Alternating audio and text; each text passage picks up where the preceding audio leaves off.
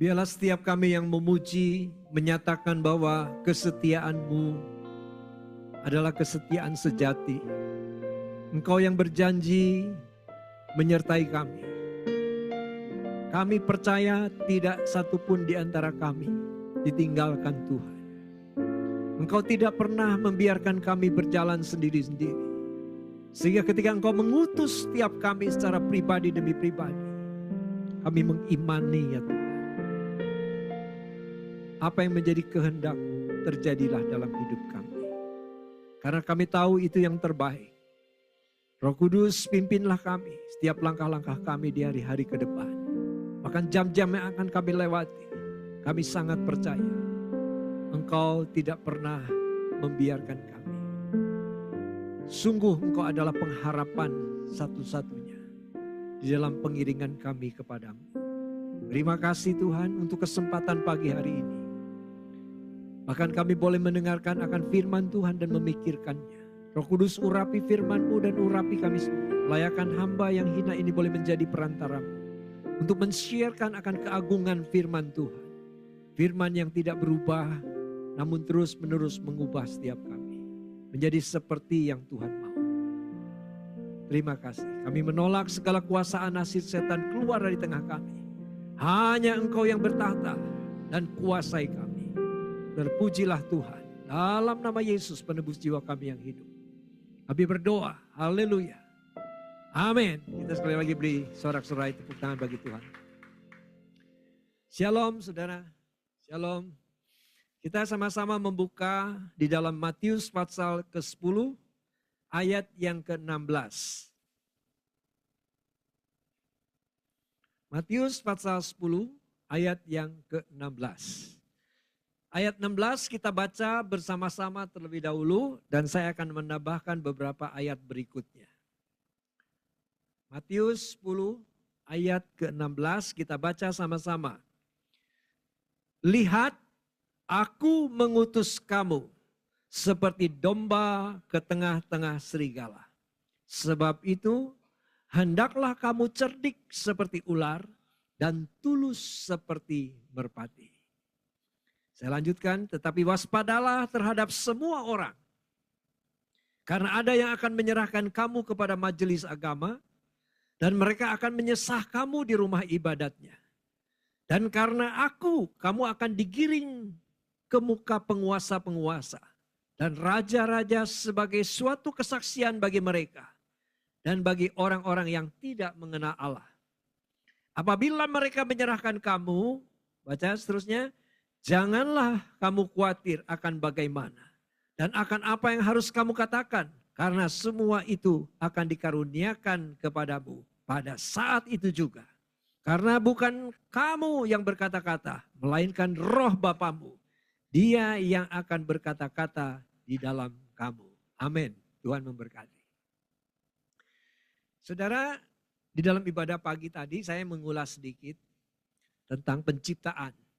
Allah menciptakan manusia serupa dengan gambarnya. Saudara dan saya diciptakan serupa dengan gambar Allah. Nah, kreasi atau ciptaan Tuhan itu memberikan kepada saudara dan saya mempunyai kreativitas. Meskipun manusia sudah jatuh dalam dosa, tetapi kita masih memiliki hakikat atau natur di mana saudara dan saya itu sebagai manusia punya kreativitas yang luar biasa. Nah, di dalam fakta kenyataan kehidupan manusia, Alkitab mengajarkan ada anugerah yang berlaku secara universal, secara umum. Jadi anugerah Tuhan itu tidak dibatasi dengan satu kelompok.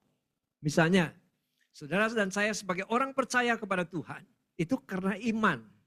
Iman itu juga anugerah Tuhan. Jadi kalau saudara menerima keselamatan itu karena anugerah, bukan hasil perbuatan kita. Itu adalah kasih karunia Tuhan bagi setiap saudara yang percaya kepada Tuhan. Tapi ingat, saudara bisa percaya kepada Tuhan oleh karena iman, bukan iman yang muncul dari hati saudara dan saya. Lalu bagaimana? Iman yang justru Tuhan juga berikan, anugerahkan. Ini yang seringkali sulit untuk dipahami di luar kekristenan. Karena saudara bisa percaya Tuhan di dalam Efesus 2 ayat 8 oleh karena iman. Iman saudara dan saya itu dikasih dari Tuhan. Lalu iman ini saudara menangkap atau mengaitkan anugerah Tuhan. Jadi Tuhan memberikan anugerah kepada saudara, saudara mengaitkan. Nah, mengaitkan, kemampuan mengaitkan ini bukan dari hati kita.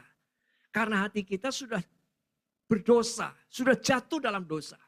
Tidak ada kemampuan, tidak ada potensi manusia untuk meresponi Tuhan. Ya, saudaraku. Jadi sejak Adam dan jatuh dalam dosa. Pada waktu itu dikatakan ada ular. Tadi saya ceritakan sedikit ya, ini supaya ngulas sedikit saja. Ular itu dipakai oleh si iblis ini untuk menjebak, menipu, ya, merekayasa bagaimana sehingga Adam jatuh. Adam menyalahkan Hawa, Hawa menyalahkan ular. Nah, saudara, ada yang menariknya adalah yang tadi saya sampaikan adalah dari semua ciptaan Tuhan, binatang, tumbuh-tumbuhan, semua Allah menyebutnya sebagai global. Ya, misalnya binatang melata, binatang yang terbang, berkeriap. Allah tidak merinci satu persatu. Jadi kalau namanya ada ikan gabus, ikan lele, itu kan manusia yang menamakan. Jadi pada waktu itu Adam diberi kemampuan untuk menamakan satu persatu ciptaan-ciptaan ini semua. Allah hanya memberi yang spesifik beberapa saja. Sungai misalnya. Ada 4 sungai yang dia sebut. Ya, sungai Tigris, Gihon, lalu Efrat. Ya disebutkan oleh Tuhan. Demikian juga ketika Tuhan menyebut binatang. Tidak semua disebut. Hanya satu yang mewakili. Yaitu ular. Ya, jadi saudara nanti bisa baca lagi. Ya, tidak usah kita baca di sini. Saudara bisa baca lagi. Jadi semua binatang itu diwakili oleh ular. Tadi saya katakan bahwa ular ini mewakili seluruh hewan binatang ciptaan Tuhan dalam konteks terkaitnya dengan ciri khas kecerdasan dan kepandaiannya. Jadi saking pinternya ular dan dinamakan ular satu-satunya. Saudara boleh lihat di Alkitab. Sebelumnya tidak ada nama satupun disebut. Tapi Tuhan menyebut ular. Ular itu pintar sekali. Tapi ular mau dipakai iblis. Nah, kita tidak perdebatkan siapa salah, siapa benar di sini. Semuanya salah, saudara ya. Nah, ular jatuh. Nah, setelah ular jatuh dipakai oleh iblis dan menjatuhkan Adam ke dalam dosa, maka Tuhan mengutuk ular ini. Sejak itu ular dikatakan engkau akan berjalan dengan perutnya, merayap dan makan dari debu tanah. Ya tentu kalau saudara ngerti tentang ilmu kehewanan, mana mungkin sih ular bisa hidup makan debu gitu ya. Tapi ini harus ditafsirkan lain, saya tidak ceritakan di sini.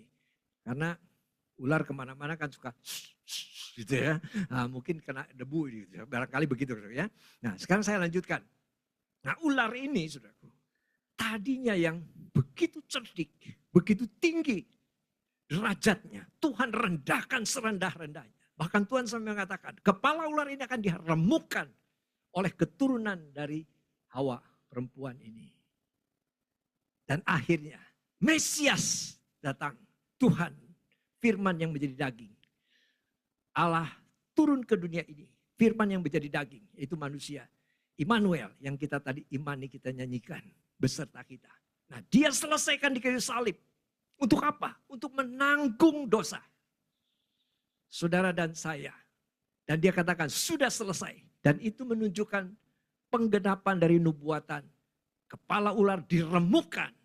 Jadi sehingga tadi saya baca, sekarang tidak usah baca lagi. Di mana saudara ketika manusia saudara dan saya begitu takut dengan maut. Begitu takut dengan kematian. Begitu takut dengan kebinasaan. Karena yang membinasakan kita sudah diremukkan. Makanya Paulus mengatakan, hai maut.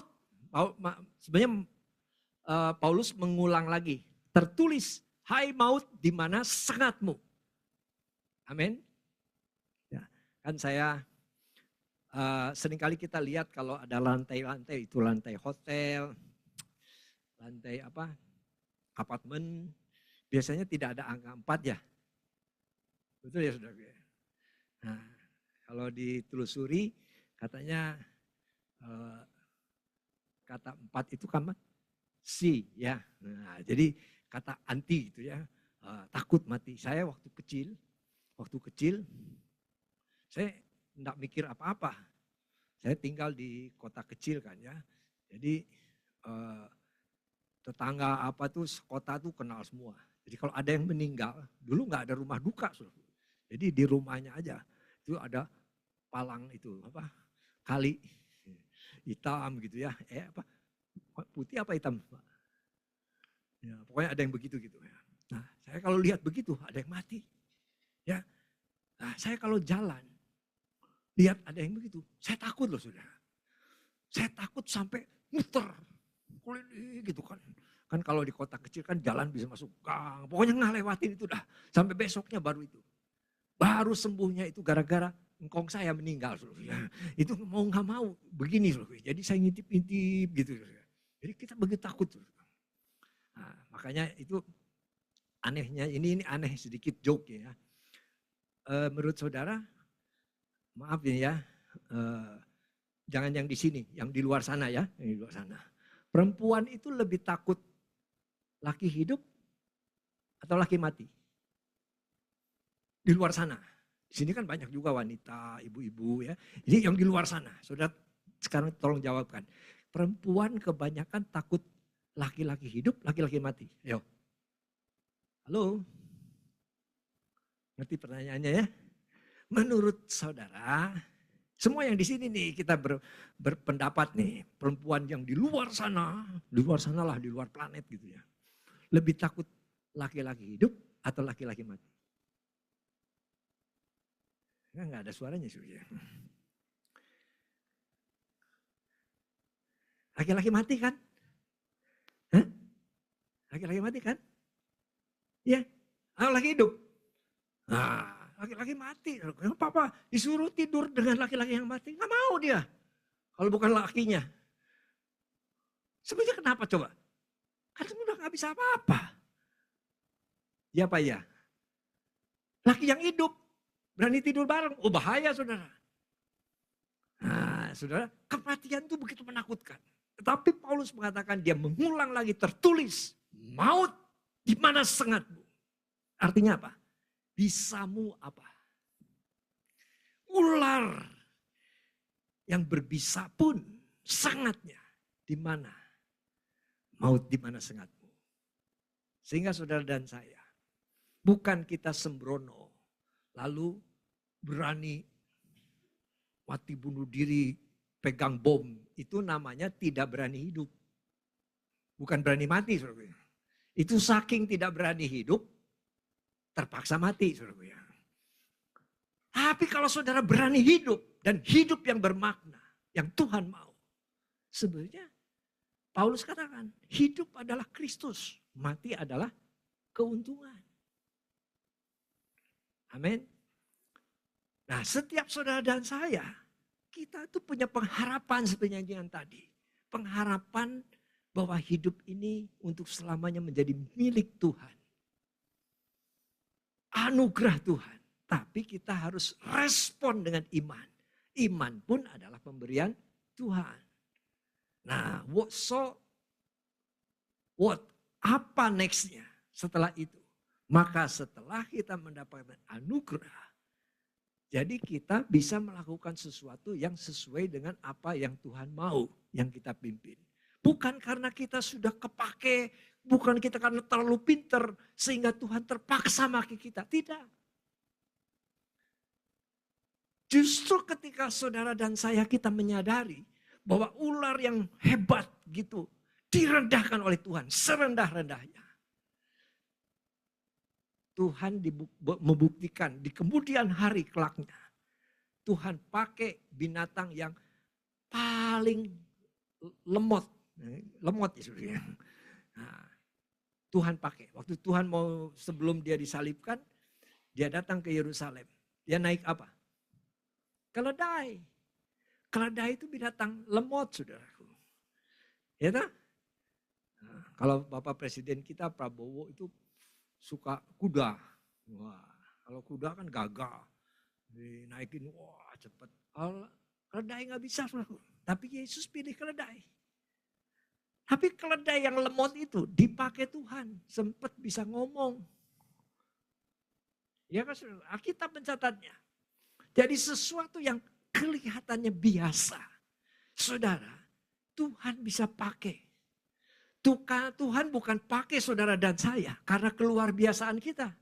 Tapi Tuhan pakai saudara dan saya karena Tuhan mau dari yang biasa menjadi luar biasa. Nggak ada amin ya. Berat aminnya saudara. Nah saudara. Tetapi so what? Tuhan mau mengutus, memakai saudara dan saya. Untuk menjadi alatnya. Tadi kita sudah baca. Lihat, aku mengutus kamu. Tuhan mengutus kita. Kita supaya diperspesifik. Katakan sama-sama. Tuhan mengutus saya. Ya, nah itu. Karena kalau kita ini jadi bisa kita semu gitu ya. Kita ya lu gua nanti aja lihat dulu situasinya kan begitu. Ya, bahaya itu. Beda saudaraku, bahasa kita tuh kadang-kadang suka ada tergantung daerahnya. Kalau di Ujung Pandang, di Makassar, ada yang dari Ujung Pandang di sini, ya. Kalau kita itu lebih menunjukkan sikap Anda secara hormat. Misalnya, Bapak ini kita, gitu ya. Jadi secara hormat kita. Dulu saya nggak ngerti saudaraku, pelayanan ke Ujung Pandang. Habis khotbah selesai, ditanya, Bapak tiba di Ujung Pandang, dulu Ujung Pandang kan bukan Makassar. Ujung Pandang jam berapa? Saya bilang jam 1, gini. Udah ngomong. Lalu dia tanya, ada satu ibu-ibu yang ngurus itu hospitality, jadi ngurus nginepnya di mana begitu ya. Nah dia tanya gini, kita bermalam di mana malam ini? Kan saya bingung. Loh, kok ibu-ibu ngajak bermalam? Kita bermalam di mana malam ini? Kan bingung. Kita kan saya dengan dia dong. Saya sempat terbengong-bengong. Ternyata ada yang bilang, maksudnya kita tuh Bapak tidur di mana? Oh saya tidur di ini gitu ya gitu. Oh gitu maksudnya. Untuk saya nggak jawab kita tidur di mana malam ini. Terserah situ kan gitu kan. Ya saudara. Nah ketika lihat Tuhan mengutus kamu. Tuhan mengutus saudara dan saya. Amin. Tapi uniknya kita diutus itu seperti apa saudara? Domba ke tengah serigala ini. Yang dalam bahasa Ibraninya bocengli saudara. Ngerti bocengli ya? Kita seperti domba di tengah serigala. Domba one by one gitu ya. Lawan serigala, nggak menang saudara. 1 lawan 1 aja kalah. Ini dikeroyok, suruh di tengah-tengah. Apa nggak membahayakan diri? Justru ditutusnya kita di tengah serigala. Tapi Tuhan tidak membiarkan kita berjalan sendiri-sendiri. Dia katakan apa? Sebab itu hendaklah apa saudara? Kamu cerdik. Nah cerdiknya seperti ular. Nah ular memang sudah dijatuhkan oleh Tuhan. Tapi kecerdikannya masih ada. Nah saya tidak mengajak saudara untuk belajar ilmu ular. Enggak. Tapi saya ingin mengajak saudaraku. Ular itu kalau dipikir-pikir. Ya juga ya. Ular itu kalau jalan. Bisa enggak diduga. Tahu cepat sekali. Ya. Tapi dia juga bisa diam. Tenang gitu. Padahal ular tuh kan nggak bisa lihat kiri kanan sebetulnya. Dia lihat gitu. Tapi dia luar biasa. Tajamnya. Dan ular saudara, kalau dia lagi jalan begitu, dia nggak pernah jalannya itu lurus begitu sampai nabrak tembok, puk gitu, nggak pernah saudara. Ular tuh begini gitu ya, kelok-kelok. Nah saudara, bukan berarti saudara cerdik seperti ular lalu saudara hidupnya kelok-kelok gitu, enggak gitu ya. Nah, bukan berarti saudara harus bengkok-bengkok begitu, enggak. Tapi artinya apa? Selalu berjaga-jaga. Dia tidak akan sampai tubruk tembok gitu saudara. Dia selalu bisa mengantisipasi, ada radar yang luar biasa. Sehingga dia bisa bukan kelok-kelok, tapi maksudnya bisa melewati segala bentuk hadangan apapun. Nah, itu luar biasanya ular. Nah, demikian juga saudara dan saya, percayalah bahwa Tuhan akan memberi hikmat, dikatakan pada saatnya roh Bapamu yang akan mengajarkan kamu bagaimana kamu berkata-kata. Bisa amin? Nah, James Petty, penulis buku Kristen, bagus sekali menulis. Saudara dan saya sebagai orang Kristen, berjalan bersama Tuhan itu dengan ibarat cerdik ular itu artinya begini. Tuhan itu memimpin saudara sama dengan menuntun dengan kedua tangannya manusia. Jadi kalau Tuhan diibaratkan tangan kanan dan tangan kiri, saudara itu dituntun oleh tangan kanan Tuhan dan tangan kiri Tuhan. Saya tidak tahu bagaimana cara nuntunnya ya. Masa begini? Atau begini? Kalau begini nanti Tuhan ngebelakangin dong ya. Ya itu gak usah dibayangkan lah begitu ya. Tapi tangan Tuhan menuntun kita. Dan tangan kiri Tuhan juga ikut menuntun kita. Jadi saudara sama dengan dituntun oleh kedua tangan Tuhan. Bisa tangkap sampai sini? Nah, James Petty mengatakan apa? Tangan kanan Tuhan itu adalah firman dan Roh Kudus. Alkitab dan Roh Tuhan. Jadi saudara harus sungguh-sungguh setiap hari bukan sebagai budaya saja, tetapi sesuatu kebutuhan. Saudara baca kitab suci. Bacanya dari mana? Dari awal. Kejadian 1 ayat 1 terus baca ayat per ayat. Ayat per ayat. Coba belajar dengan kesetiaan. Jadi kalau sudah mengatakan aku mengasihi Tuhan, ya bacalah dulu. Bisa amin? Saya dulu waktu pacaran, sebelum menikah tentunya. Waktu itu saya masih sekolah. Nah, pacaran zaman dulu kan nggak kayak sekarang, ada WhatsApp, ada medsos, ada macam-macam lah. Dulu hanya surat pos, gitu ya, surat pos. Dan surat pun karena saya beda kota, jaraknya puluhan kilometer, jadi harus dipasukan ke kantor pos, ke kotak pos, nanti baru nyampe gitu kan. Nah, namanya saya ini laki-laki, lebih proaktif gitu ya. Kalau kangen tuh saya nulis gitu, nulis. Nggak tahu banyak tulisan saya tulis gitu. Jadi kalau malam saya nulis, pagi-pagi sebelum saya ke sekolah, masukkan ke kantor pos. Tek gitu ya. Nanti sorenya nyampe di pacar saya ini nih, sampai suratnya. Ya sekarang istri saya, nah, sampai suratnya sore. Nanti siangnya, menjelang sore habis tidur saya nulis lagi nih saudaraku, nulis lagi. Malamnya saya masukkan, paginya sampai. Coba bayangkan, jadi satu hari pacar saya terima surat berapa kali? 2 kali saudaraku, pagi, sore, pagi, sore. Itu saya lakukan bertahun-tahun. Gitu. Tapi dia balasnya apa?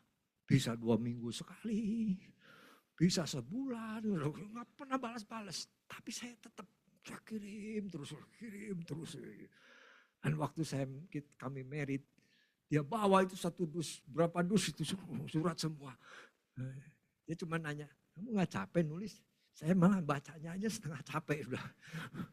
Mungkin sebagian udah nggak kebaca lagi sudah. Ya udahlah, itu udah lewat. Ya saudaraku ya. Akhirnya ya sampai, nah sekarang sih nggak usah nulis surat saudaraku ya. WhatsApp aja begitu udah bisa. Nah Tuhan itu menjadi suratnya. firman yang menjadi daging. Suratnya bagi saudara dan saya. Meskipun Alkitab ini tidak boleh ditambah, dikurang. Ya, letternya pasti sudah sekian. Tapi firman Tuhan ini hidup dan menghidupkan. Nah, firman yang Tuhan hidup ini unlimited. Roh Kudus akan bekerja lewat firman itu berbicara di dalam hati saudara. Dan itu seperti samudera raya. Tidak terbatas. Saudara tidak mungkin bisa memasukkan air samudera ke tong sebesar apapun. Setuju? Bagaimana saudara bisa memanfaatkan air samudera? Saudara cukup mungkin punya 1 gelas atau 1 ember.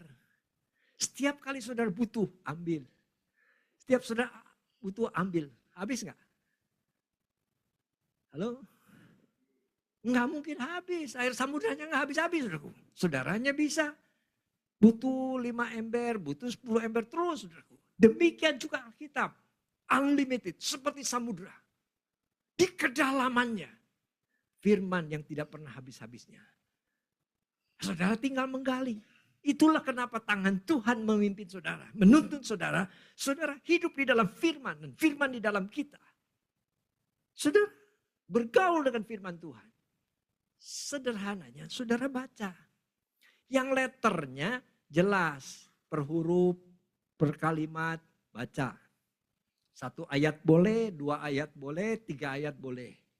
Ya, nanti Roh Kudus akan menghidupkan ini di vocabulary rohani saudara. Di sini ada guru bahasa Inggris atau guru Mandarin. Kan siswa-siswa saudara harus menghafal kata-katanya ya, kosakata. Kecuali kalau yang mother tongue dari mamanya.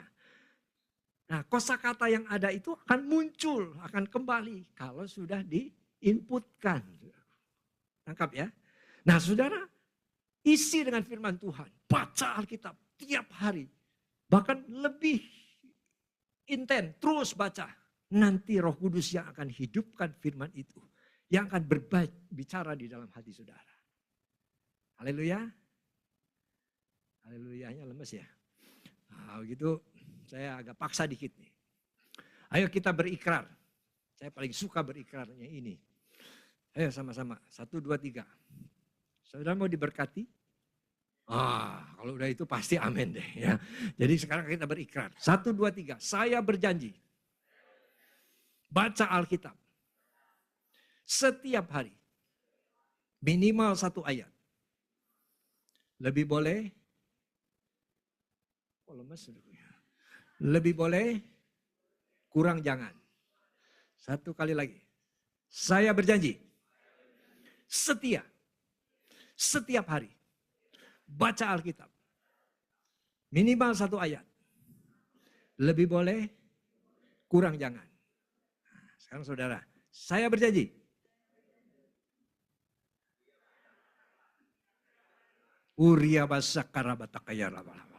Udah agak lupa-lupa ya. Saya berjanji. Setia. Setiap hari. Baca Alkitab. Minimal 1 ayat. Lebih boleh. Kurang jangan. Sekali lagi. Saya berjanji.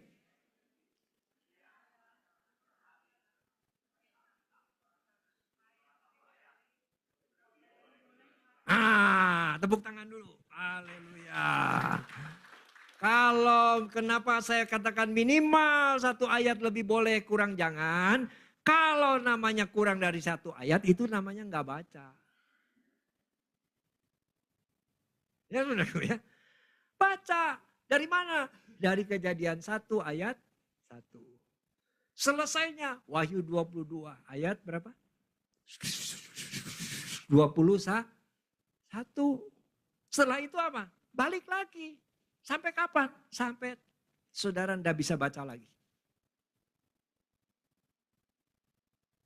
Amin. Makanya maaf ya. Bukan sering. Banyak yang pada waktu jenazah mau ditutup petinya. Ini Alkitabnya ketinggalan gitu saudara ya. Nah sebetulnya kan gak usah ya. Karena di dalam tuh nggak ada cempor, nggak ada lentera, nggak ada itu baterai listrik yang bisa baca, nggak ada saudaraku ya.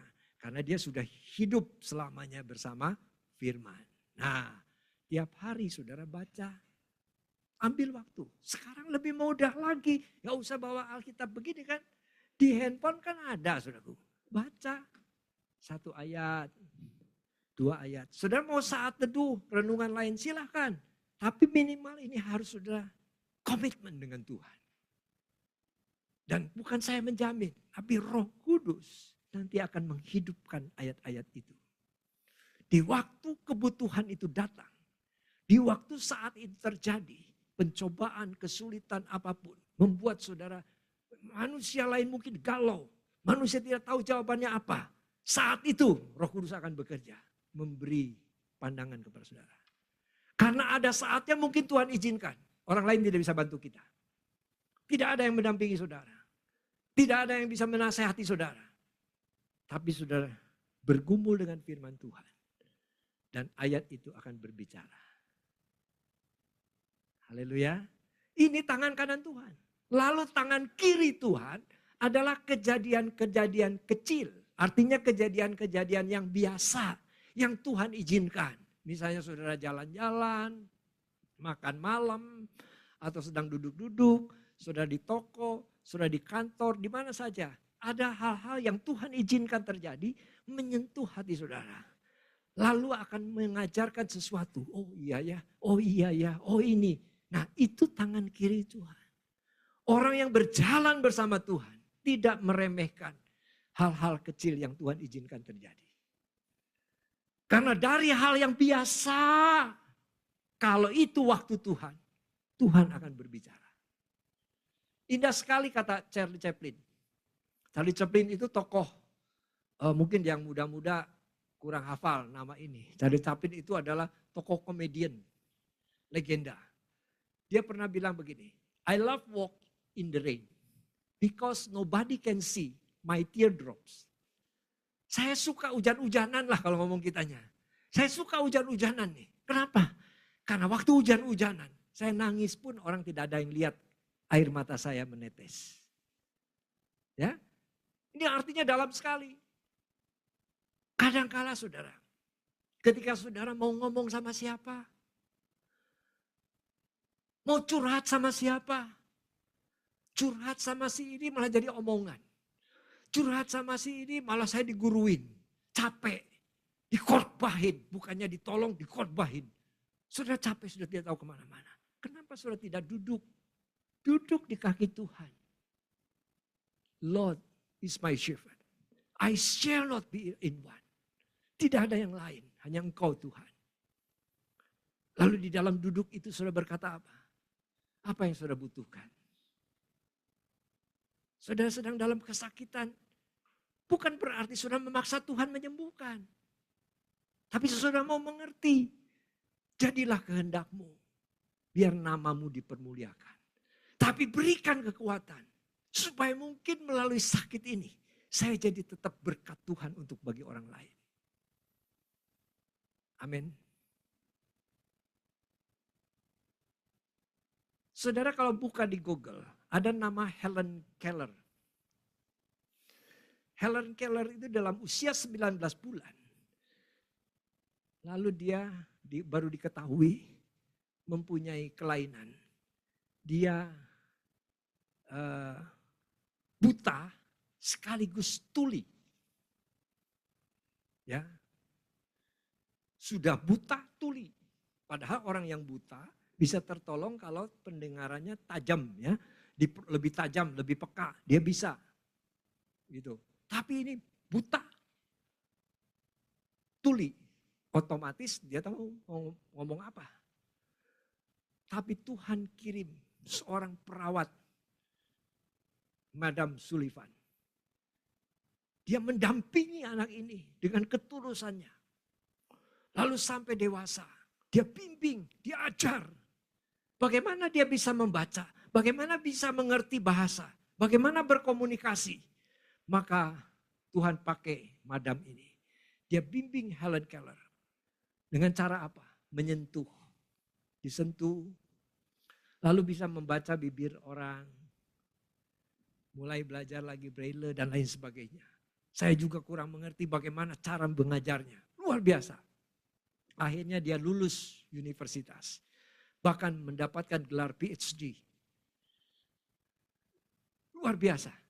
Dan dia menulis, kemudian dia menjadi pengajar di mana-mana. Satu ketika Helen Keller dibawa oleh pengasuhnya ini, pendampingnya ini, ikut kebaktian rohani. Dan di situ ada seorang penyanyi rohani.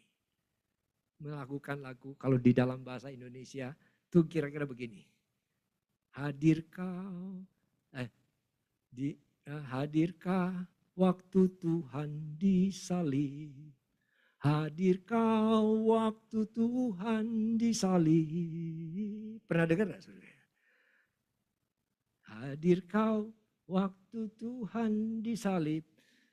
Waktu dia dengar lagu itu. Where are you there? When I was crucified. Dia dibahasakan oleh pendampingnya. Dia nangis. Setelah selesai kebaktian, dia minta pengasuhnya atau pendampingnya, Madam Sullivan. Saya ingin ketemu dengan penyanyi tadi. Ya, mungkin kalau saudara sekarang, kalau ada yang nyanyi, ingin ketemu penyanyinya, pendetanya suruh pulang aja. Gitu ya. Lalu penyanyinya itu baik, dia samperin. Hanya Helen Keller, pendampingnya, dan dia. Waktu sudah komunikasi, dia minta, boleh enggak satu kali lagi kamu nyanyi lagu tadi. Wih, penyanyi ini nyanyi lagi, padahal dia penyanyi terkenal. Dia nyanyi lagi satu kali. Waktu nyanyi sudah mau selesai, Helen Keller jalan. Dia sentuh bibirnya. Sambil lagu ini berhenti, dia sentuh. Lalu dia menjawab apa? I was there. Kalau bahasa Indonesia, hadir kau waktu Tuhan disalib. Lalu Helen Keller bilang, aku di sana. Luar biasa. Ya. Luar biasa, saudara. Helen Keller, dia bisa aja minta sama Tuhan, Tuhan sembuhkan saya, pulihkan mata saya. Nah, ini saya teringat satu kesaksian, boleh ya tambah sedikit kesaksiannya. Ada kesaksian, ini kejadian yang saya pernah alami nih. Waktu beberapa puluh tahun yang lalu saya melayani ke daerah Toraja. Nah, di daerah Toraja ini dingin daerahnya. Ada satu tempat, saya tinggalnya di kota, ya di Rantai Pao, tapi naik lagi ke atas berapa kilo gitu. Tapi kita bisa naik pakai mobil sampai di sana. Tapi ketinggian tertentu lagi itu ada desa yang jauh sekali. Nggak bisa motor, nggak bisa mobil, nggak bisa kecuali jalan kaki. Singkatnya begini, di satu hari Minggu setelah kita malam itu berapa malam itu KKR, ya PA, lalu minggunya itu kebaktian. Jadi tidak seluruh jemaat yang ada, cuma jemaat di situ saja. Nah, saya kan melayani minggu pagi itu. Saya dengan satu namanya Daniel Kambuno namanya, sudah almarhum. Tapi kita panggil biasa Ceng gitu ya. Dia jago masak. Nah, jadi saat itu waktu kebaktian saya datang pagi-pagi. Tempat kebaktiannya itu dari bambu. Dindingnya itu dari bambu. Sederhana sekali. Karena agak di pegunungan. Nah, saya masuk berdua dengan Ceng ini. Ternyata ada satu orang duduk di situ. Dan ditemani yang nuntun dia. Orang ini buta, saudara. Bapak ini buta. Nggak bisa lihat. Dia berada di gereja gitu. Tapi pagi-pagi sudah ada. Saya kira jemaatlah di situ gitu. Saya datang, shalom gitu ya, sudah temu. Terus ada datang pekerja gereja bilang, Pak katanya, ini saya lupa namanya, ini luar biasa kesetiaannya. Dia tidak pernah absen, tiap minggu hadir dan paling pagi sampai. Rumahnya lebih kurang 3-4 kilometer dari sana jalan kaki saudara. Ke gunung. Yang nganternya hampir tiap minggu ganti-ganti. Karena nggak ada yang sanggup ikutin terus. Saudara. Ya yang butanya terus datang. Nggak mungkin butanya ganti-ganti. Saudara. Jadi dia hadir terus. Tiap pagi. Dan pasti lebih awal. Karena berangkatnya dari subuh dia sudah berangkat. Wah saya diceritain begitu kagum sekali. Waduh luar biasa, saya peluk dia gini. Udah dia ngobrol, dia kesaksi, dia ngomong begitu kesaksian. Nah sudah, giliran ini Ceng, Pak Daniel Kambuno ini. Dia pindah duduknya di pinggir dia. Dia nanya begini. Brur, nah, dia panggilnya Brur, kayak bersaudara bro gitu ya. Brur katanya. Brur sudah ikut Tuhan Yesus lama ya? Oh saya rasanya sejak lahir mungkin. Karena sejak kecil saya sudah begini, sudah buta katanya. Tapi saya tahu Tuhan Yesus itu baik, luar biasa. Jadi Bro bagaimana firman Tuhan? Ya saya minta dibacakan, selalu minta dibacakan. Ada yang sudah dibacakan. Gitu. Bersyukur selalu ada yang setia bacakan. Mungkin orangnya ganti-ganti tapi dibacakan. Sudah. Singkatnya lagi Pak Daniel Kambuno ini, Ceng ini. Dia ngomong begini. Jadi Bro percaya di cerita Alkitab. Mujizat-mujizat Tuhan. Percaya. Saya mulai curiga ini. Pasti ini orang mau ngomong apa nih si nih. Ya, nah, dia bilang percaya. Bro percaya. Dia ngomong. Saya sendiri gak tega ngomong begitu. Bro percaya Tuhan Yesus mencelikkan mata yang buta. Hah? Saya kaget loh. Ini orang buta loh saudara. Bro percaya Tuhan Yesus mencelikkan mata yang buta. Langsung dia jawab. Amin. Amin. Saya percaya. Waduh, saya tambah takut lagi. Saya tarik tangannya Ceng ini. Sudah, saya bilang jangan macam-macam kamu. Dalam hati saya. Dia bilang, Bro, saya mau tanya. Nah itu saya tarik-tarik tangannya. Dia ngomong tetap. Kalau Bro percaya. Tapi bertahun-tahun Bro setia sama Tuhan Yesus. Kenapa Bro belum celik aja matanya? Kurang ajar gak? Kok Bro belum mencelik? Saya benar-benar kalau sebelah saya ini loh. Kan menyinggung sekali kan saudaraku ya.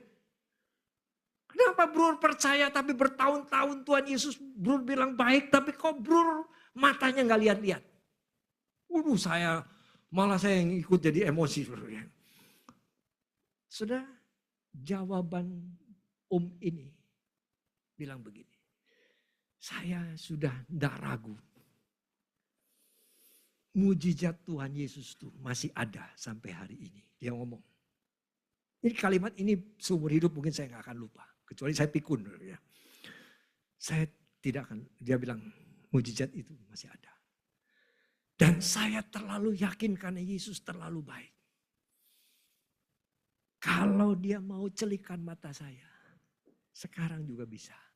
Kemarin juga bisa. Saya nangis sudah.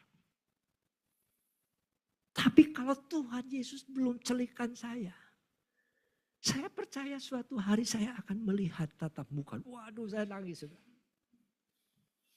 Ini Toraja sudah. Itu the true atau maksudnya itu adalah truly testimoni. Kesaksian sejati yang pernah saya dengar dalam hidup saya. Dia mengatakan Tuhan Yesus terlalu baik buat saya, kata dia.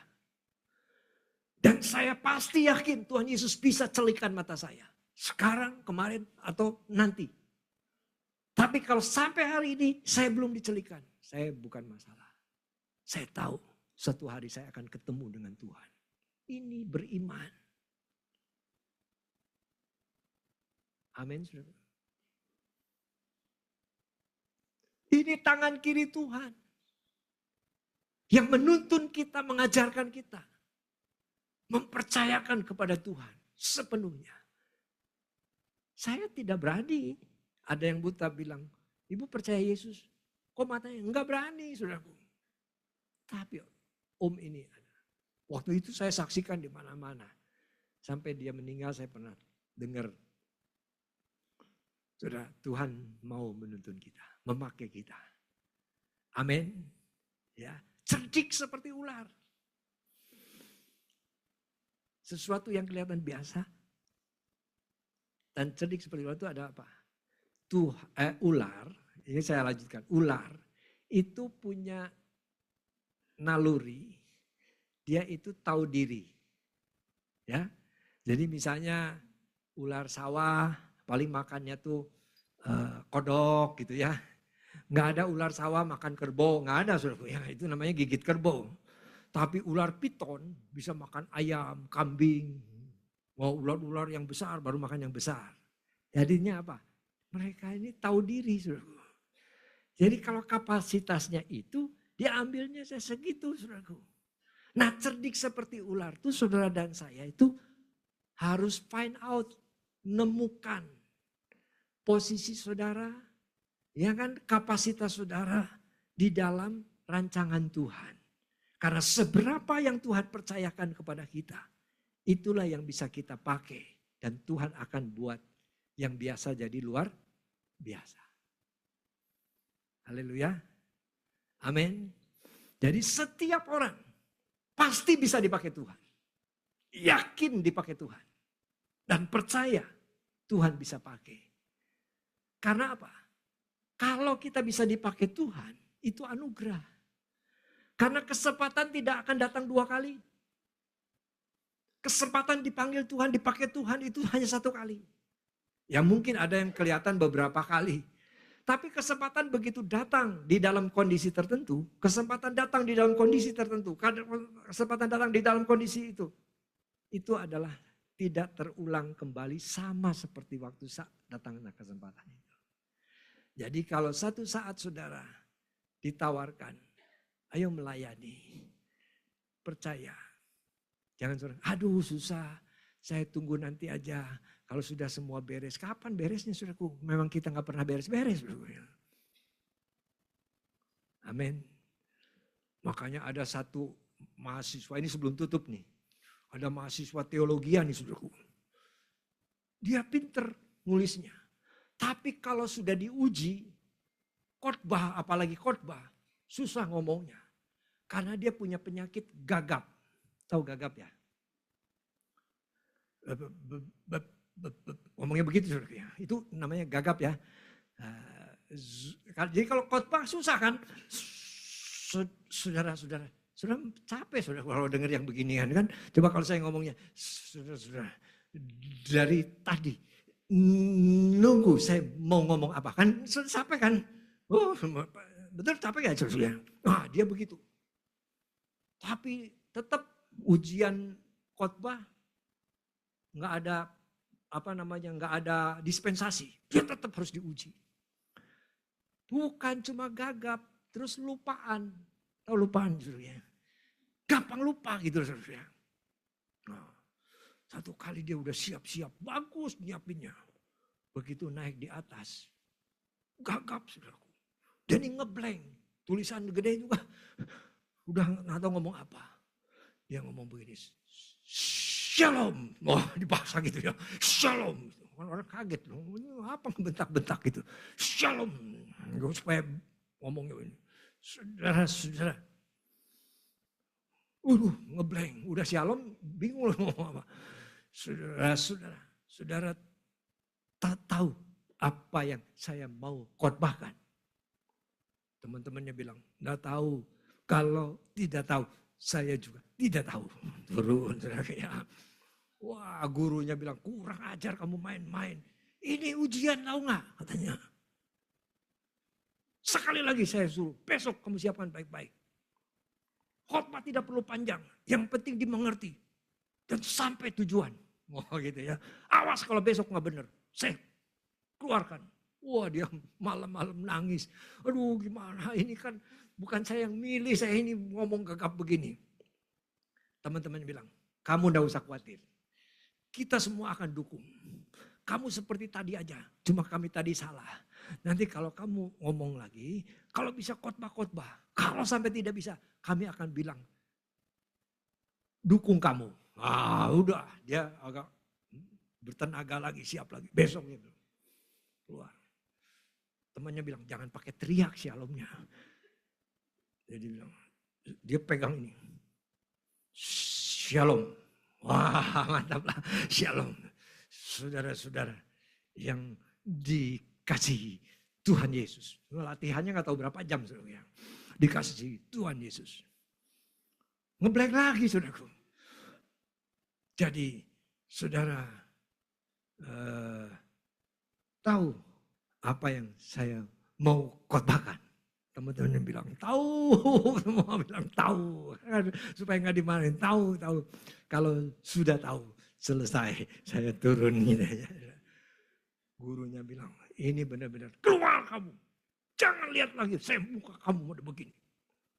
Semua meremeng, tolong Om, kasih kesempatan satu kali lagi. Apanya kesempatan? Saya sudah kasih kesempatan.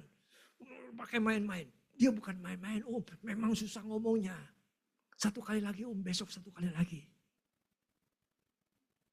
Apa hasilnya? Ya sudah, satu kali lagi Om. Jadi dia semangatin lagi satu kali. Ini terakhir nih. Naik lagi. Udah dilatih, udah doa. Teman-temannya doa puasa. Nah, dia muncul lagi. Saudara-saudara. Wah, shalom. Waduh, hebat ya. Shalom. Saudara-saudara, tahu apa yang saya mau khotbahkan. Kok begini lagi, temannya bingung. Jadi sebagian bilang, tahu. Tapi yang di sana diam aja. Siapa yang tidak tahu? Ada yang tidak tahu. Kalau begitu, yang tahu kasih tahu, yang belum tahu. Dia turun lagi, saudaraku. Ternyata itu dosennya tidak marah, langsung peluk dia. Ini khotbah yang terbaik yang pernah saya dengar. Beritahu yang belum tahu. Wah, itu saudaraku ya. Haleluya. Jadi saudara keluar dari sini, banyak yang belum tahu. Kasih tahu yang belum tahu. Ya. Nah, nama Chinese saya kan, tenang dulu. Nama Chinese saya kan Unliong. Penliang. Unliong. Jadi ada dulu di kota saya nyebutnya Aliong-Aliong. Nah ini bukan Aliong, ini Acong. Maaf yang namanya Acong ya. Ini kebetulan sama. Si Acong tuh gagap seperti yang tadi tuh. Acong nih. Ini saya jadi ingat Acong nih gara-gara tadi tuh. Acong gagap juga. Satu kali dia karena harus adik-adiknya supaya makan, supaya sekolah, dia harus kerja. Dia gagap. Dia datang ke Pak Abdul, tetangganya. Dia bilang begini, selamat pagi Pak Abdul. Pak Abdul, ya pagi. Apa Cong? Saya minta kerja. Kerja apa?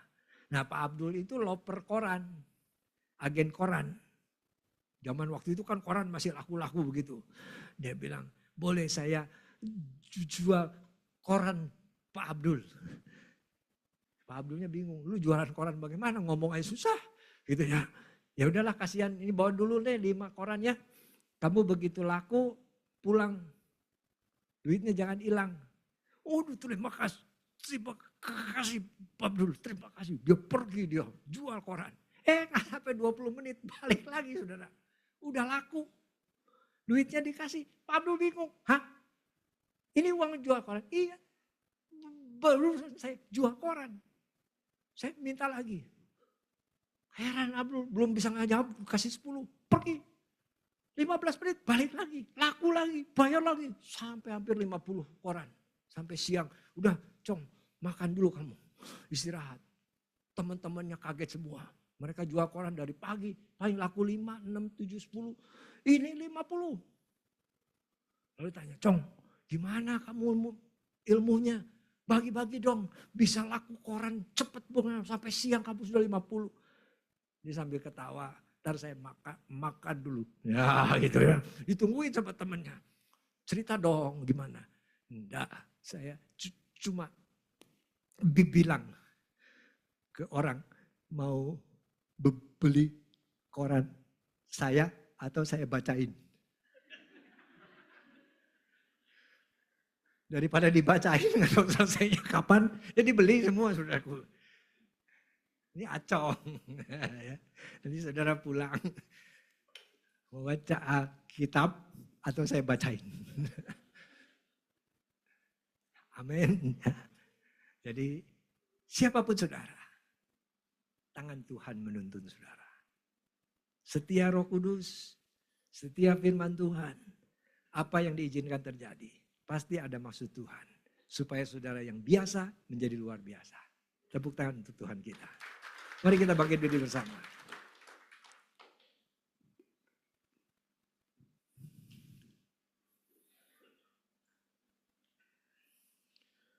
Bapa, biarlah roh-Mu yang menegaskan di hati kami. Ketika Tuhan mengutus setiap kami secara pribadi. Sepulangnya dari tempat ini, kami menerima doa berkat. Namun itu sesungguhnya mengandung pengutusan. Jadikan kami anak-anak-Mu saksi, garam, dan terang. Di tengah keluarga, dimanapun kami ditempatkan Tuhan. Supaya kami belajar untuk berbenah. Mulai dari diri kami, setia baca Alkitab. Merenungkannya, mungkin 1 ayat saya baca. Dan besok saya teruskan mungkin 2-3 ayat. Atau setiap hari saya 1 ayat. Namun saya tahu firman itu hidup. Dan firman itu akan berbicara bagi setiap kami yang saatnya kami butuh sekali nasihat. Butuh penghiburan. Butuh kekuatan. Butuh petunjuk. Mari Roh Kudus, Engkau yang akan menghidupkan firman-firman yang telah kami baca dan kami dengar. Biarlah hati kami terus dimurnikan. Setulus merpati kami dipakai oleh Tuhan. Kami menyadari Tuhan keterbatasan. Tapi Tuhan memakai hidup kami. Boleh menjadi kemuliaan bagi Tuhan. Biarlah tangan-tangan anak-anak-Mu saat ini.